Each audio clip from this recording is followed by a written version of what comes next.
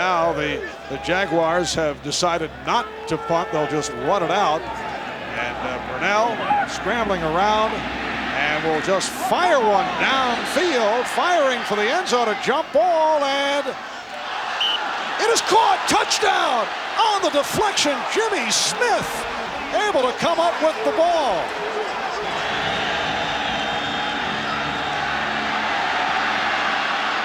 And Brunell is throwing deep.